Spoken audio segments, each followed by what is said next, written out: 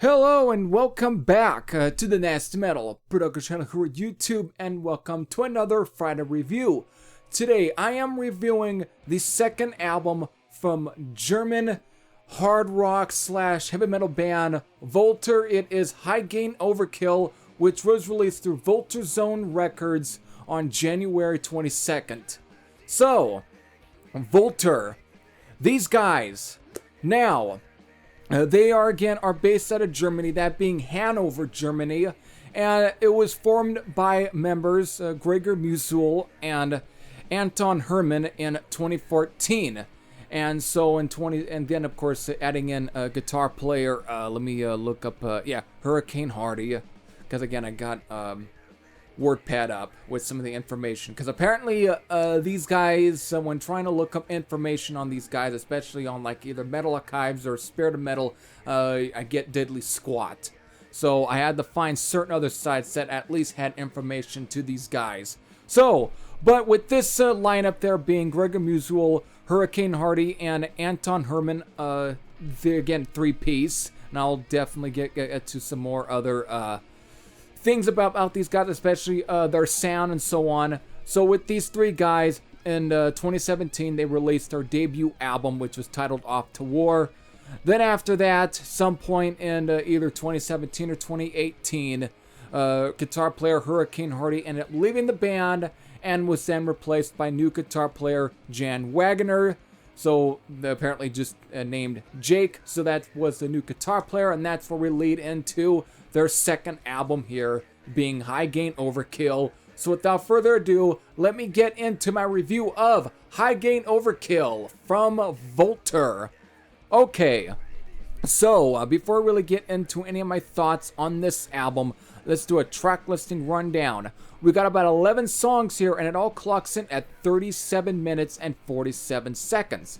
So these 11 songs are the title track, The Road Is Mine, Kiss My Ass, Black Skies, Damage Dealer, Shake, Nothing, Boogie Ride, Crimson Sky, Rockstar, then finally Messiah's Call. So there's your 11 songs.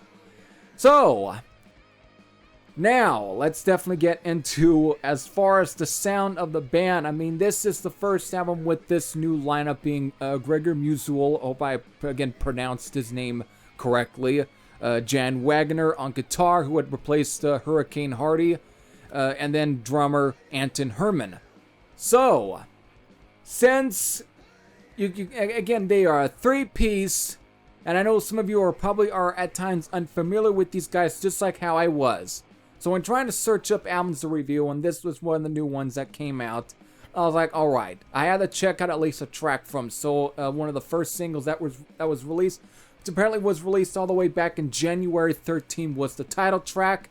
And just from the sound, you almost would be thinking that someone must have found a book of magic and decided to go up to Lemmy Kilmister's gravesite and resurrected him at either 3 o'clock a.m. and fucking took him, put a bass guitar on him, and then reconnect with maybe the two other original members. Who knows? Because this really right here sounds a lot like Motorhead. And I don't know whether or not if the term clone would be seen as disrespectful, because I wouldn't want to use the term clone, because again, it's no different from, let's say, like a Somvol or even other bands like either Intoxicated or Baphomet's Blood, who have all tried to definitely somewhat recapture that sort of Motorhead sound. I mean, Ensemble was probably one of the earliest bands, at least to come up within the 90s, that actually kind of were taking that Motorhead sound. I mean, you sure had some of your bands in the 80s, but to me, bands like Bulldozer were more so similar to like Venom than really Motorhead. I think, if anything, Ensemble and then Baphomet's Blood and some of those bands here, I think really definitely did more in terms of really sounding like Motorhead. But Volter, I think, is in that sort of same category, just like how Airborne is probably in the same category of, at times, sounding like AC/DC. It's the same thing. It's like, again, it more so tribute, I guess, But again, that's all that it is. It is taking inspiration. It's really trying to at least make records, newer records, that at least has that sound, since Volter were at least reformed in 2014, but they didn't really release their first album until at least 2 years after Lemmy's passing. So in some cases, they really are trying to at least to make albums that will definitely scratch that new Motorhead itch, because again, you're never going to get any new record from Motorhead to begin with. So these are probably done as that. So it's more out of respect. And I think as when looking at from at least from an enjoyable standpoint, this is a freaking solid album, alright? I mean, yes, they're not really reinventing the wheel with this album, but that's not the point. The point is just making high energy rock and roll. That's the whole entire thing. That's why the album's titled High Gain Overkill. It lives up to its title. It lives up to the band's name. I mean, Volter may not be the greatest band name, but again, volts, high gain.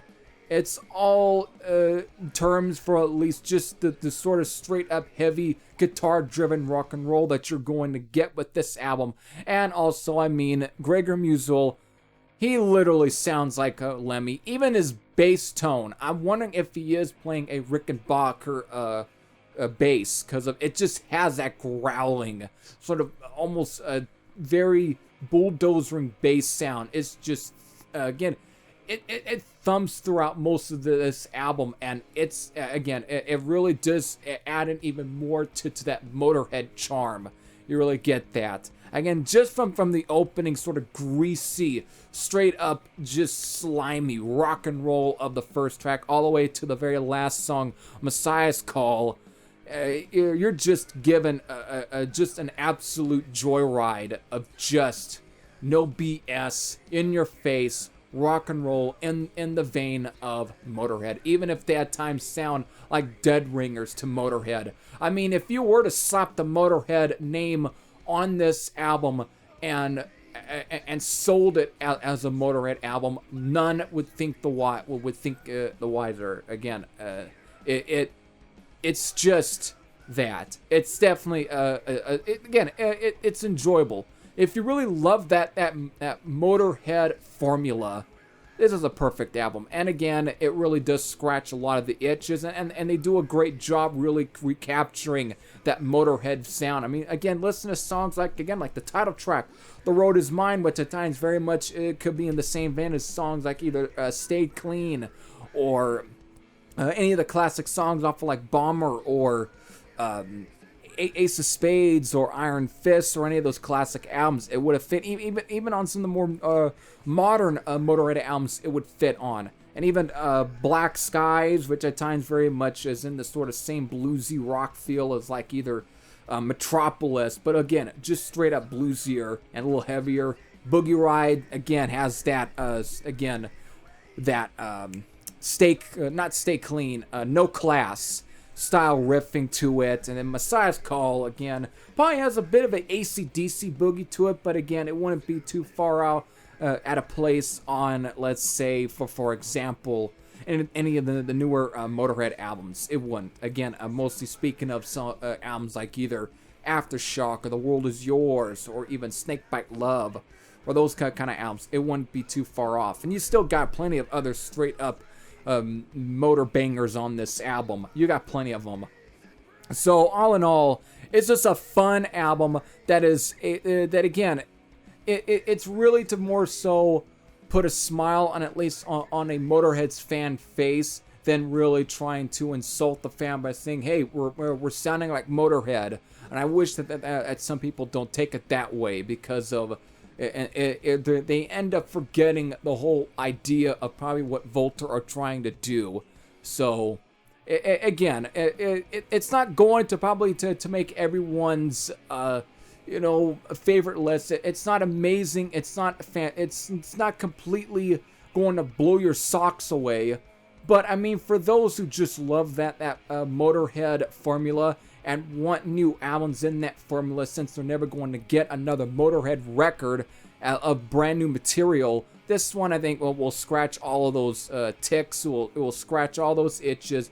it's going to at least check mark all of those off. You're going to get that with this album. So to me, it's an enjoyable album, and I do like it. So there you go. There is my review of High Gain Overkill, the second album from German band Volter. And my rating, well, you know what? I'm going to be generous. I'm going to give it a 8.15 out of 10. I'm not going to give this at least a 10 out of 10 or even a 9 out of 10. Because again, it's not the most amazing thing I've heard. But for what it is and for what they're able to pull off with this album and actually do a great job of really recapturing that Motorhead sound. They do, again, it's one of those main reasons why I will give it at least the rating for what it is. Again, I do enjoy it a lot. Again, some of the songs really do end up sticking in my brain where I'm actually really just thinking of all of those riffs and so on. It's just, again, there is a bit of a hooky factor to some of the songs as well. It's just a solid album, and I think for those who really like that Motorhead formula, I recommend this album. I think you'll definitely at least like it. If you don't like it, that is all fine. Again, more power to you. You have every right to not even like this album. But if you do like this album, then again, enjoy it. Enjoy it, again, throughout the entire year and throughout your entire life. It is definitely a fine record. So, and I'll do my best to leave at least a link to some of their material in the, at least in the description box. I'll do my best. So with that, I hope all of you enjoyed. This is Thresher Sam out. And I'll see you all later. Take everyone and have a great April. Take care.